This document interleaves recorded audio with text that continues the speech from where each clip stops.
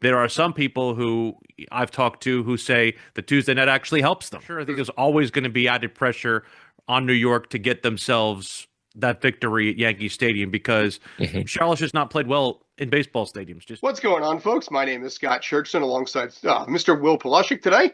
This is Stream Punk Soccer. We are talking MLS playoffs. If you saw the video yesterday, it was Joe Tollison talking about NYCFC.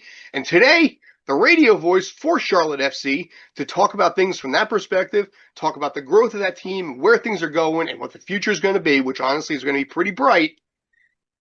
Sir, how the heck are you? Scott, it's good to be with you. Obviously, very exciting time here in Charlotte with start of the Hornets, Panthers playing well, and obviously this Charlotte FC team heading into the playoffs for a third consecutive season. First time as a home field advantage team, so there's a lot to like about what's going on around here. But obviously, it's starting to get pretty tense here toward Tuesday's match. 100%. Now, in this case, first of all, congratulations as well, because every single year has been a little bit better. 42 points season one, 43 points, 51, and now 59 points. And like you said, fourth place and a first round home field. So it has been good growth for you guys across the 4 years there. Fan base is still strong. You guys are getting 30 some odd thousand a game at this point. This is a team with 3 different goal scorers with over 10 goals this season. So you're without Zaha, but you got home field. What are you thinking?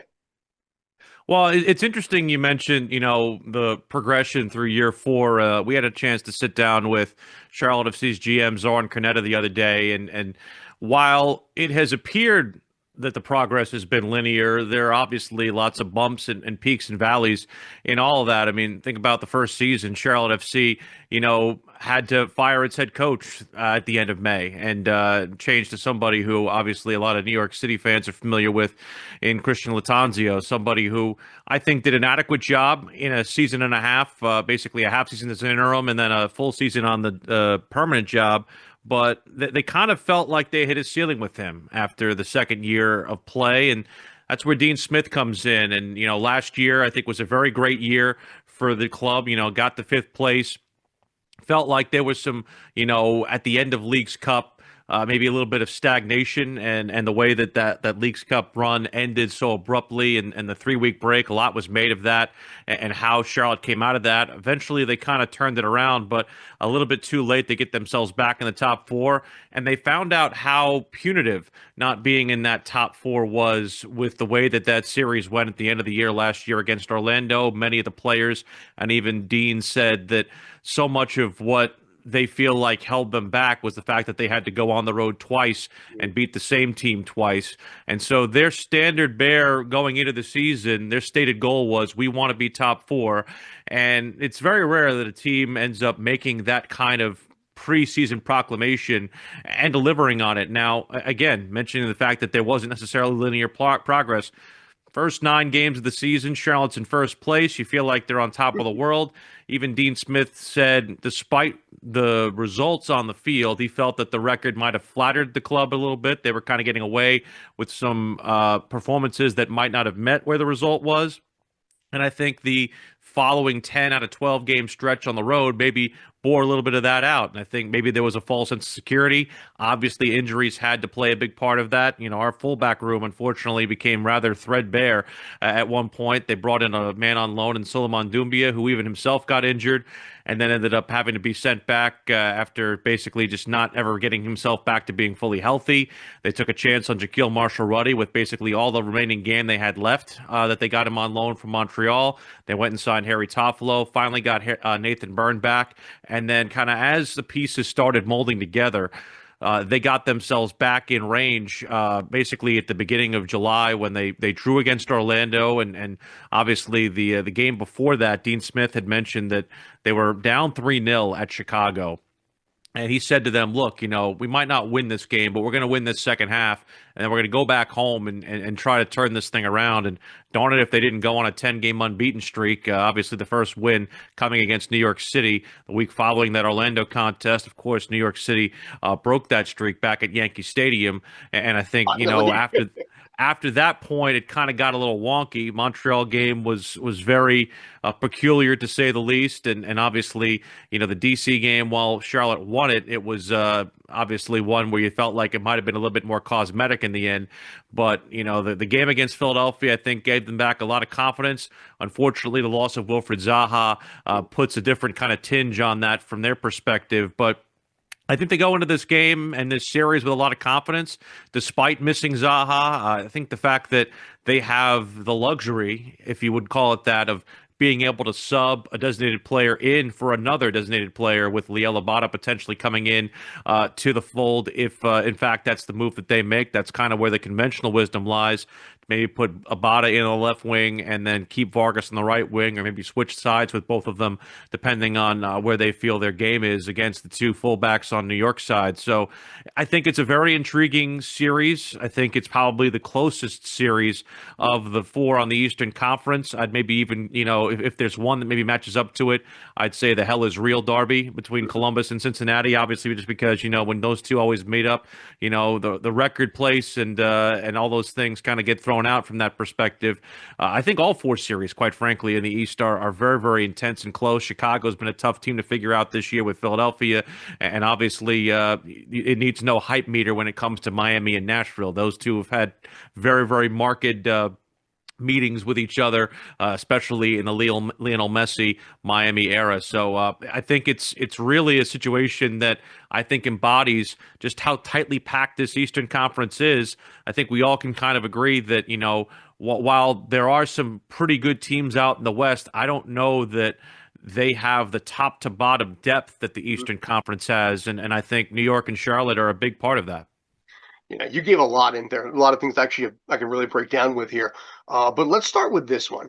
One of the questions that's always existed within MLS is the absolute strength you have at home versus road. The statistical aspect of it historically is much greater, I think, than a lot of other sports. And when it comes to Charlotte specifically, and this is a big factor here, Charlotte is 10 wins, no losses, and 1 draw when they score at least 2 goals at home. So I think it's actually correction. I think it's 11 now, actually, to correct myself. But either way, I mean, that is a massively impressive number there. And even without Zaha, like I said, there's a balance there that scoring 2 goals should give that team a ton of confidence when you're facing an NYCFC team that by and large has improved over last season, but full well target Alonso Martinez. And the rest should basically fall into place if you're a Charlotte fan.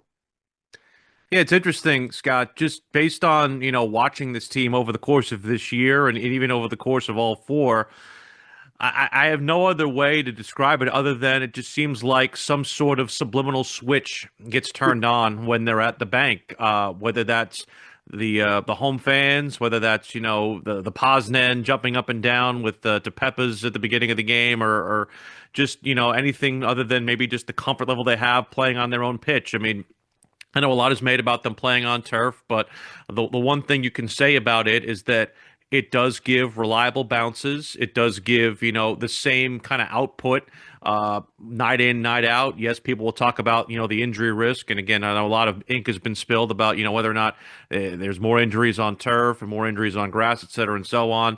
Obviously, New York has their own home field advantages with the 2 baseball stadiums that they play in as well. So I think, I think each team in this league takes advantage of their home field and pitch differently. And I think from Charlotte FC's perspective, they love to play wide. They love to play long and direct. Mm-hmm. And I think also they just have a different ability to wrestle a match into their favor and play it at their pace. And I think, too, they also understand how good they are at playing from ahead. I mean, I think the record at home is somewhere in the neighborhood of 28-0-3 all time in leading at halftime, and that's in the history of the club. So that kind of gives you a sense as to, hey, they don't give up games and they don't give away leads all too very often.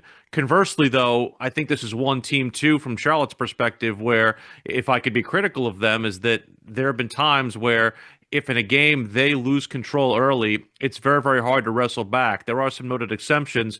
The game we played against Nashville earlier this season, Charlotte trailed by a goal to Nashville as late as the 83rd minute, and ended up getting themselves the victory after Wilfred Zaha takes a penalty in the box, then ties it up at 2-2, and then Idon Toklamati bursts on the scene for his first MLS goal. So it's not to say that teams can't come from behind, but I think so much of the home road pendulum swings so far in the home team's way that it's almost become a self-fulfilling prophecy in a way. And I understand that, yes, it's that way in other leagues, but I also think too, one of the things that I hear people talk about, and I even hear our players talk about, is the fact that, in other leagues, you get a lot of traveling support. I know when we go down to Atlanta, when we go to Nashville, when we go to DC, our fans are incredible. But like going to Seattle, that's a hard thing to, make happen for our fan base and, things of that nature. So I think it's interesting. I'm curious to see how many New York fans make their way down. I know we saw some in the match here over the summer.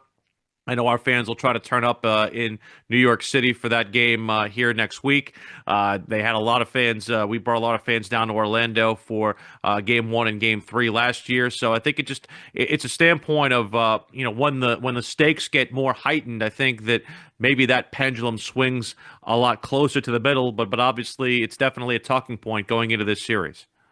Now, in this case, the question I've got to ask you regarding this, you look at the series, you look at the fact that it's going to be on a Tuesday, which is a little out of sorts here. I don't think it's going to affect the players too much, but from your perspective, is that any kind of a concern there? Do you think the fan base might come out less because it's slightly earlier start at that for a Tuesday night? I know they were hoping to get on a Friday, obviously from the standpoint of where Charlotte FC sits. They feel like being in their building is enough, and that their fans will turn up. Obviously, weeknights during the season, I think it's always a little bit more difficult. But I think having enough time to kind of prep for that, you have a week and a half basically to sell this match. I think that maybe helps them and maybe neutralizes some of the sting out of it. I mean, obviously there are going to be people who, regardless of when the night is during the week, would have trouble getting there, and I think everybody kind of understands that. But I also think too that there are some people who I've talked to who say the Tuesday night actually helps them. So it's kind of one of those things where each circumstance is different for everybody, but I think every sport deals with this when playoffs come about. I think about the NBA for that example. Those games are played during the week, and those fans find a way. Obviously, the same thing can be said in baseball and things of that nature. So I have no doubt our fans will turn up. I know that this is something that you mentioned how the city is currently. While the Panthers have done well recently and the Hornets won their first game, winning has not necessarily been very contagious throughout this city. So I think the city is very starved for a winner, and I think a lot of people, particularly with the chance of knowing that, hey, if they get through this series or if they don't get through this series, this could very well be the last time they see this team in this stadium. I think that there's going to be an added incentive for our fans to turn up on Tuesday night. Fair enough. Joining us also, by the way, is Halen Haroof from Five Borough Footy. Hello. Hey, dude. I don't know if you have any questions, but I got a few more of my own. I'm just listening, man. I'll find them. I'll find the spaces. Go for it. So yeah, talking about, like I said, this squad here, the home field advantage that exists and everything.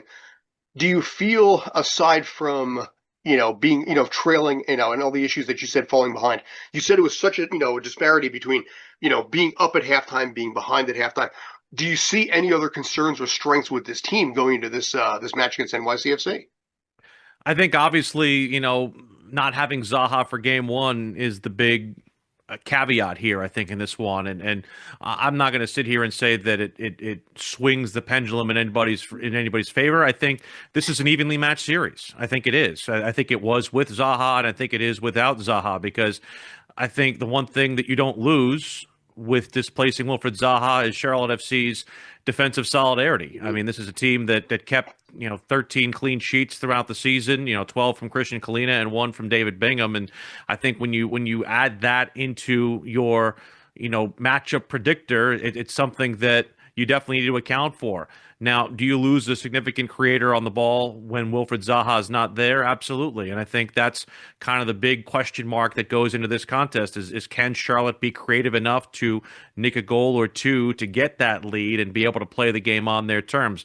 Obviously, we know New York's got an amazing, center forward in Alonso Martinez. Nico Fernandez Mercado has come in and obviously brought a little bit something different on the wing. And Hannes Wolf had a very nice run of play, even leading up to Charlotte's last contest against New York City. So those three are incredibly dangerous. And obviously the midfield is very, very disruptive. So from that perspective, I do think, you see maybe a lot of the same in both of these teams. And I think you think about it being very evenly matched.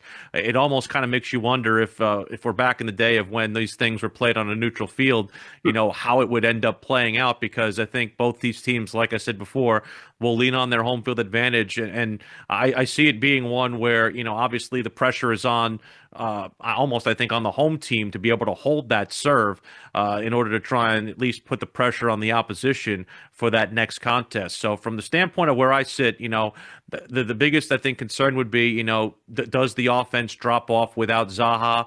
Otherwise, I do feel like a lot of Charlotte FC's main principles very much go unchanged. And the thing about it too is, Scott, this lineup is incredibly experienced, and not just in MLS. 9 of the 11 projected starters will have started or been in a playoff game for Charlotte FC in the last year or two. So they all have experience playing at this level. This is not a new thing for them. Harry Toffolo played in the Premier League, so this is not a new thing for him. I think the only person who you kind of wonder how this will affect is Idon Toklamati. And he had an incredible match against Inter Miami a couple of games ago with a hat trick. Obviously has not had a goal since then. So I think he was a little snake bit in the game against Philadelphia. He had 2 shots that were very much on target that were saved very well by Andre Blake. I think it's a good sign for him after, the 2 wonky games against Montreal and DC, that at least he looks to be at least getting himself back into that form that we had been used to seeing, where he was, up in conversations potentially for MLS Young Player of the Year. He's not going to win it this year, but I do think it's a situation where he's brought something a little different than what Patrick Adjumon brought to the table. Not that Patrick's not a good player, but I think he brings a different kind of technical ability that New York City will have to account for. Nice. So, yeah. Go ahead. Hey, Will. By the way, I haven't introduced myself. My name is Halen. Hey, Halen. Speaking about, you were talking about Charlotte's approach, whether they'd have their, these weren't the words you used, but whether they'd have their foot on the gas or kind of back off without that extra cushion of Zaha on the wing. It feels like, for me, this first game kind of is going to decide the series, because like in their last 4 games, correct me if I'm wrong, whichever team had the home field advantage was the team that won, correct? Correct. And honestly, if Charlotte FC gets this result in game 1, I don't think there's any added pressure. I think there's always going to be added pressure on New York to get themselves that victory at Yankee Stadium, because Charlotte's just not played well in baseball stadiums, just point blank. The only win Charlotte has in this Charlotte has in this but is it not a baseball stadium? It is a baseball stadium. It is. But New York. The only time Charlotte has won in this series, the only win Charlotte has in this series came at the arena formerly known as Red Bull Arena. So it's it's not like it's something that I think they drew at Citi Field in year 2, and then the last 2 years New York has won both games. And again, it's been something where you look at and say, this is a situation where you feel like New York has the advantage with the pitch being where it is. A lot of what Charlotte FC does well is kind of neutralized by the pitch dimensions at Yankee Stadium. I don't think that's saying anything completely out of school. Charlotte wins a lot of time with playing a lot of long direct balls. I think they're 5th or 6th in the league in accurate direct long balls. So from that perspective, the pitch length obviously limits a lot of that, and the width, they love to use their width with Nathan Byrne and Harry Toffolo, so it makes you have to play a different way. And I think New York has catered their style, particularly at home, to winning on that pitch. And I think that's part of the reason why this first game, like you said, is so incredibly vital, because if Charlotte cannot get the result in the opening game, it puts a heck of a lot of pressure for them to do something that they have not done. So from that perspective, that's why I feel like Charlotte will come out and be aggressive at their building because of the fact that Yeah. they understand how important this game is and also how much they fought for the home field. One of the things I said earlier is that, so much of what their standard bearing and preseason expectations were is they wanted top four because they wanted to be in this position because they did not have it last year. They knew they had to go and win one game in Orlando. And to Charlotte FC's credit, they've been better on the road this year. They've had more road victories this year than they have had in any year in their history of the club. They won 6 of their 18. Again, it's not what you would think of as a strong, robust road record, but I think again, going back to our earlier conversation, it obviously is a league that has stark disparity when it comes to home versus road. So from that perspective, I think again, it's very much incumbent on Charlotte FC to get a victory in the opening contest because of what could lie ahead. Now, Yeah. you want? Sorry. Okay. Go. All right. Now, when we talked to Joe Tollison yesterday, he was in favor of the best of 3, citing the fact that you can have Lionel Messi or Philadelphia play 34 games all the way through, and then one bad game ends it. Now, the best of 3 is, to put it delicately, a mixed opinion. Some people like it, some people loathe it. Do you have a specific opinion on that? I like it in the sense that you're guaranteed at least one home game. I think that's the part of it that is, that you at least get that reward. I also wonder part of the reason why they do it because the home road aggregate part of it, if you wanted to do a 2-game home road aggregate scenario, you almost kind of wonder, okay, maybe you give the top seed the advantage to say, hey, would you rather start at home or would you rather play the second game at home? Like I think that could maybe be something that is explored as an option. I think again it comes down to the fact that I think MLS wants the inventory, to be brutally honest. I think it's a situation where they like having the multiplicity of games, and I think that's part of the reason why you see these games all spread out in their own windows. They want every game to be a standalone event, and I think it's good for the league. I think that it is something that is uniquely American, as many things in the 30-year history of this league have been. I mean, we had the league start with the run-up shootouts, and everybody in the world universally panned it. And then I hear a lot of people now saying, "Hey, maybe could we go back to that and not have draws?" It's funny how time is a flat circle in that regard. So I understand that I know Dean Smith has kind of lamented it a lot of times, just kind of in the fact that it is something that's very unique and for lack of a better term, foreign to him. But at the same point in time, I do think it offers you an opportunity to at least maybe restore a little bit of that parity, like you said, because the last thing you'd want to see is a team that goes through and has a landmark season, have it come crashing to a halt because of fluky stuff. Things happen in these games. Red cards happen, and we had a situation in our game last year where an opening game, Pep Biel goes out with a red card. We have to come back home and play against Orlando City without, again, somebody who had been a very big star creator, not too dissimilar to the situation Charlotte has themselves in going into game 1, and they ended up overcoming that and earning an opportunity to go back to Orlando and win the series and have Pep Biel back. So it is a situation that I think kind of neutralizes whatever disparity might sit between the two teams. Is there a perfect formula? I don't know, but I think this is at least the best setting for it to ensure that in this current level of MLS, with all the parity that is involved, that you do get the team that I think deserves to go on to the knockout stage, the last 8. I would love to see it amended to a 2-leg series, kind of like how I believe the Champions League does Yeah. it that way. Yeah, I would love to see it done that way. If they must have multiple games. They used to do it that way. They used to do it that way, and I think the latter and succeeding rounds. I think it used to be the earlier rounds were single elimination, and then you got to either the semifinals or the conference finals, and you turn it into a multi-leg scenario. And I think that there's still open opportunities to do that. I think the problem you run into is, the season's already so very long. You've got all the international breaks. I think that the part of why they maybe have done it this way is they get all these first round games in before the international break. They take that break, and then they have, all these opportunities to just get those last 3 rounds in, so that by the time you get to, the early December, the season's done and dusted. And I mean, it's the shortest offseason in professional sports in America. It's the offseason from the day of the MLS Cup to the date of the opening match of the next season is 75 days. Mm-hmm. And no offseason in America has a season that short. So I think the last thing they want to do is lengthen the season. But at the same point in time, I think this is a way of at least kind of maybe almost kind of turning it into a as much of a round robin as you possibly can. Obviously, it's a little bit of a modified round robin between only 2 teams as opposed to doing it in a group stage type situation. Which also opens up the question about, do they change the schedule to match South America and match Europe? There's been a lot of talk about that. Mm-hmm. I think personally they probably will at some point. I've been hearing 2027. I've been hearing 2028. Have you heard anything on that? Do you have an opinion on that?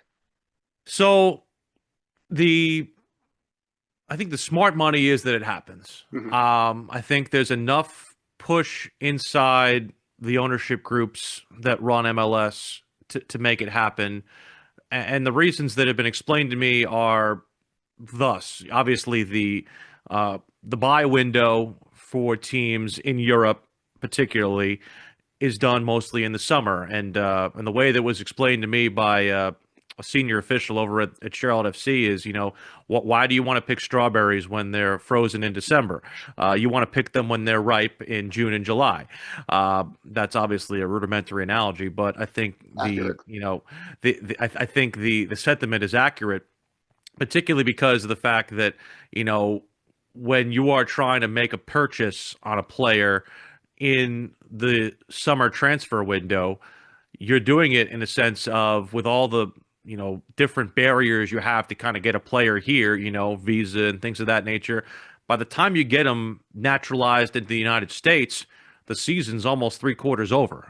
If you're lucky. We had Harry Toffolo. He didn't get here, I think, until right after the Leagues Cup, and then he ended up turning up lame because he never really had a ramp up preseason because they signed him on a free. So it's a situation where you don't feel like you're getting a bang for your buck, even in the summer transfer window when the majority of players are going to be available. And the players who are being sold in the winter when your team is in the off season, it's either from teams who know they're out of it, teams who aren't playing international football, who are trying to sell off distressed assets, and also people who are disgruntled with the situation, for lack of a better term, and for whatever reason. So I do think it does, from a player acquisition standpoint, make a heck of a lot of sense to align the schedule to a more European model. The obvious questions reside in, how does it fit in the American sports calendar from a consumption aspect? Yeah. And this is the argument that I hear from a lot of people who, in our market, I think a lot of them have taken to soccer. As somebody who, obviously does a lot of work with the other sports, but obviously have a primary interest in soccer, I think there's maybe an education that has to be made from this perspective, because the thing I keep saying is, well, why would you want to compete with the National Football League? They're already playing their season mostly with the National Football League. Mm-hmm. And I think that there's a sentiment of the league would lose interest if you played the entirety of the season in concert with the NFL and then went into the winter, maybe had a winter break, or at least played a concentrated level of match in the southern part of the United States during the colder months, while maybe concentrating the matches back to the northern side, say into February, so that you could get a ramp up to the playoffs in May and June. I think taking the playoffs and taking them out of the fall is the main reason why you'd want to do this, because I think while we give a lot of momentum during the summer and you have a lot of, unbaked real estate, obviously not in a place like New York where baseball is king, as somebody who was born in New York, from the standpoint of where I sit, obviously the interest from markets like that, it probably doesn't change anything. But at the standpoint of a market like ours that doesn't have baseball, that has the Hornets, but doesn't have professional hockey outside of the minor league team, I think it does open up a lot of things from an opportunity standpoint, to where you're not having to necessarily compete with the football dollar. You're not having to compete with the football eyeballs. You're not having to compete with things other than the NBA playoffs and the Stanley Cup playoffs and the early part of the baseball season. I think that makes a heck of a lot of sense. Obviously, from a lot of people's perspective, they might look at it as a big risk.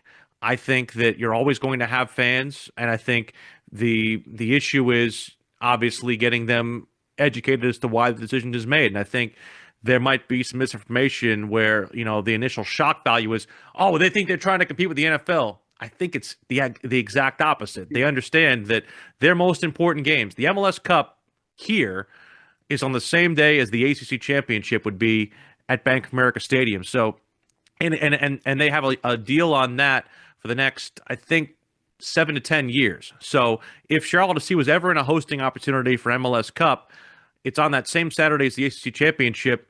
There's significant debate on what exactly happens in that scenario. So I think when you have something of an ability to at least change your sport in that fashion in a way that is, I think, going to better it for the long term, maybe you take a little bit of the hit in the short term, and you at least give something of a, maybe reimagining of it in that sense to at least give yourself a chance to better compete globally, because I think it will bring better players. I think it will bring different players.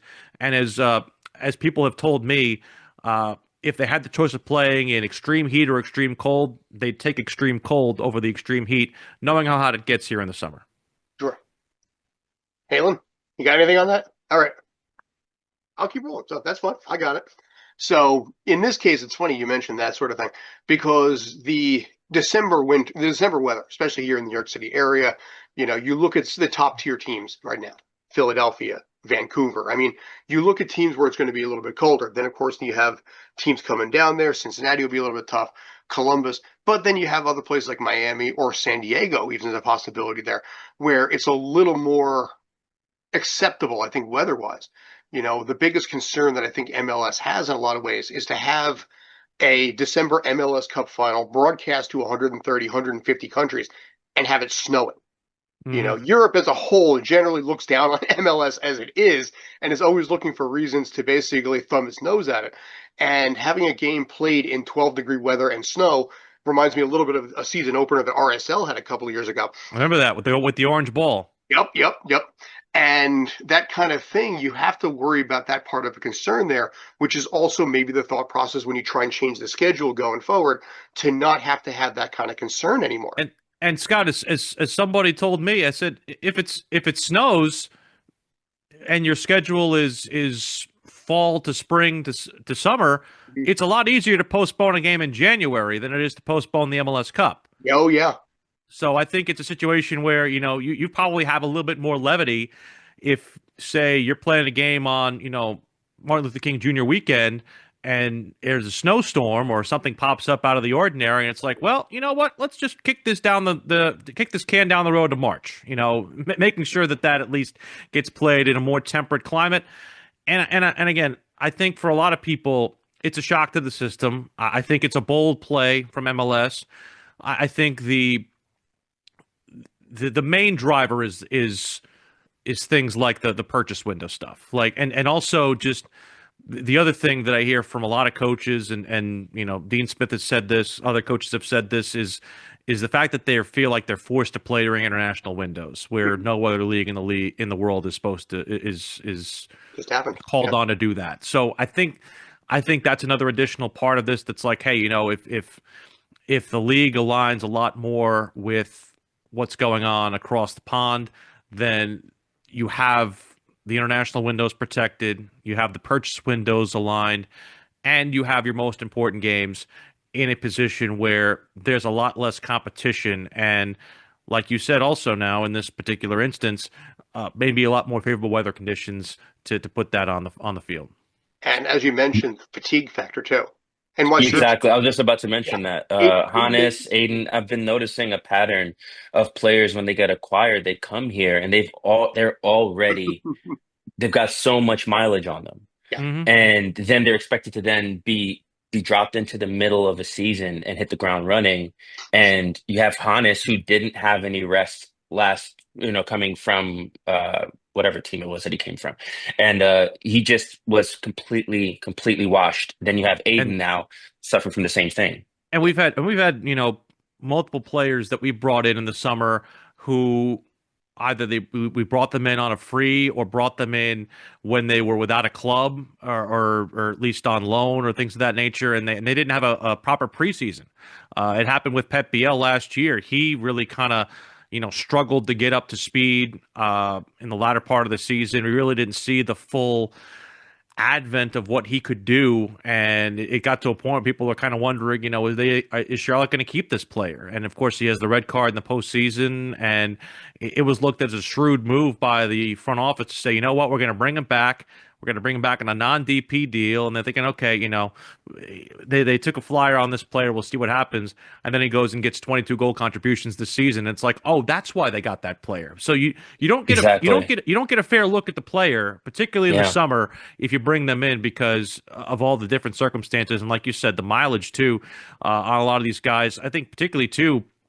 We see it with the Club World Cup. That was something that, while I think the idea in principle is a good one, it just adds more mileage on players who already are taxed because of increased European competitions, international competitions. We're in a World Cup year. There's so much that's asked of these players beyond their domestic league season, and I think it's a situation where if the stars were aligned, it may be, I don't want to say it lightens the load, but it does give these guys an off season, which I think they very much would all take 100%. And so then you have fewer moments where a player gets brought in, and I feel like this kind of ties into the player purchase argument of it, where you said people were doubting Pep Biel's value or how good he actually was, when really he was just playing tired. Same thing happened Hannes last season. I remember questions being asked of what was it? Somebody said, "Is Hannes going to be our new left back?" Mhm. When I see Aiden play, I see a guy who knows what he's doing, but he's also doing it on very, very tired legs. So yeah, I'm with you. I'm all for aligning it with the world calendar. Is just like Scott said, the logistics of what happens in November, December in Minnesota. Mm-hmm. Now, It's okay. No, it's please. crazy. No, I mean it's something that I think we haven't seen because they've been rather fortunate with where some of these MLS Cups have played. They've had some weather luck. They've had some different things that have worked out. I mean, I remember New York City's MLS Cup game in Portland was a game that we called basically on video. So I remember, just as an audition tape. Hmm. So I watched that game more than a couple of times. So from that perspective, I knew that, hey, is that an ideal atmosphere? Do you want it to be, in Portland in December? Like that's something you look at and say is maybe not ideal, but something that obviously New York overcame and got themselves the victory. So it's I think it can work in your favor and work it to your disadvantage in both senses, but I think, like you said, it does bring about a different part of the conversation now. Now, one of the things that had been at least slightly broached by MLS, I'm saying this to get a laugh out of you, is the idea that they were going to change the schedule, move it to January, and have the first 2 months of the season played at neutral sites down south. Mm. Yeah, that one was on the table for a short bit. I'm pretty sure they dropped that one. But yeah, I don't know if that's necessarily I don't know if that's necessarily feasible. I don't think people would like that. I have heard that I've heard that maybe, and I don't know if this is rooted in reality. I don't know if it was a pie in the sky idea, but people have said December, January, maybe that's when you play the Leagues Cup, just based on the fact that it's not a league sanctioned competition. You can have most of it occur in the southern United States to where the players don't lose their fitness, but you at least get the good weather. Maybe you bring Mexico back into the fold in that regard. I don't know. That's something I've heard too as well, but smart. I do think if they do. I do think if they do that, it's probably something that they'll need to be a break. I would say probably December 15th to January 15th, just to make sure that you're not playing all these games, like you said, in the snow with orange balls. But it keeps the league relevant during that time too. Mm-hmm. So that's a nice win. So we got a couple more minutes, so I wanted to throw a couple questions at you in this case. Right now, broadcasting here for this team, you got the home match coming up on Tuesday. How does this feel to you versus, say, previous seasons on a personal level? Well, I think, there's a lot of positive momentum now. I think Dean Smith coming here legitimized this club. And I think that Charlotte now feels like they can be a player in this league. And I think there's now a proof of concept for this model. I think in the first couple of years, there was this, hey, we're just happy to be here type feeling. It's great to have a team and winning will come. Yeah, sure. That's kind of a nice carrot down the road.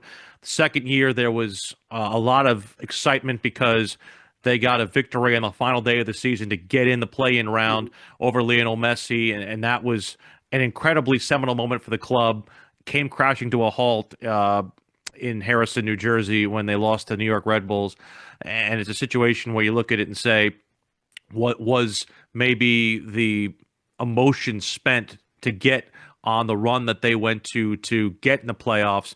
Did that maybe get drained over the course of that run to where they basically had no emotional battery left by the end of the campaign? And so I think in the situation right now, each year they've gotten incrementally better. And this could very well be the year that they, turn it into at least a series victory, because of the fact that I think a lot of these players have that experience inherently. It does bring a bit of a, familiarity to it. And I think still, even though they may be reticent to admit it, there is still that sting of what happened last year. One of the things that Dean Smith said was that Jabril Gianni, who took and when I say last minute, it literally was in the last half minute of the game, penalty in the decisive game against Orlando. He said that's a feeling that affected Jabril all the way up until the middle part of this season. And it's only been since Pep Biel has been out that we've seen Jabril kind of turn it on and be a part of that defensive triumvirate in the midfield for Charlotte FC that has gotten them on this run of 11 wins out of 13. So I think there is always going to be that sting of what happened a year ago, but it all depends on how you use it to fuel yourself. And I think that's part of the reason that there is this, maybe different kind of optimism going forward. And again, the biggest question is, can they do it without Zaha? And if they can, they're a very dangerous team. Nice. Halen, anything else? You okay? All right. I'm all good. All right. So last question in this case here, how can people get in touch with you if they need to? At Willie P. Style on Twitter is how you can find me. Our flagship station is WFNZ in Charlotte. We won't be on WFNZ during this series. Each one of the three games happens to be opposite a Hornets contest. They get the broadcast priority, so we'll be releasing our coverage plans. We're on our news talk station at our flagship building the first two games, and then we're on our adult alternative station, I think, on for Game 3 if there's a Game 3 here if necessary. So still very, very powerful sticks. Obviously, we'll be on the Apple MLS Season Pass feature for the home games, which is always, I think, a great feature. I wish they had home and road choices. Glenn Crooks is a very good friend of mine. I know he's championed that as well over the course of our time with Apple. So it's going to be a fun series. I hope everything, from the standpoint, obviously goes our way, but I know that a lot of your listeners probably feel the opposite. So I hope that both teams go out there and they all have fun. How about that? I think this series is going to go 3. It has. I just think there's no way around that. You want my honest opinion? I think both teams win the first two, home games. Charlotte at home for that one, and then NYCFC on Saturday. But Game 3 is up in the air. But I think this is going to go 3. I think this is going to be a great series here, and I think both teams have a lot to be excited about. Both fan bases have a lot to be excited about too. So, and I think that's the case with all 4 of these series in the Eastern Conference. These teams are also tightly packed together. I think Philly-Chicago is going to be very intriguing. I think the Hell is Real derby, I think that one's going to go 3. And I feel like Nashville has got something for Miami to try and at least get this series back to Miami if they can get a Game 3. So it's going to be very, very intriguing, I think, especially, after we saw Messi and Miami lose last year to Atlanta, we know that they can be vulnerable in the playoffs. Yeah, and that's going to be something that obviously they're under a tremendous pressure to make sure that doesn't happen again, too. Mm-hmm. And with two of their main stalwarts getting ready to retire. Yep. In this case, the way things went down against Atlanta, it was frankly, an international embarrassment for them. So I know that's in the back of their mind all the way through. But Very yeah, much it's so. going to be great. Certainly watching what Nashville's going to do. Like you said, I think it's fascinating all the way through. Good win by Chicago, by the way. Against Orlando, that was fun to watch. It's good to see. Didn't make me sad to see Orlando go out. Didn't make me sad. Fair enough. But anyway, I appreciate the time. Thank you very much. Are you going to be there on November 1st at Yankee Stadium? We will call the game actually from an offsite studio, unfortunately, so we won't be there on the first, but we'll definitely have our coverage beginning at 3:00. Good enough. A lot of teams do that now anyway. Even NYCFC does that with Roberto. So anyway, appreciate the time. Thank you. You're awesome.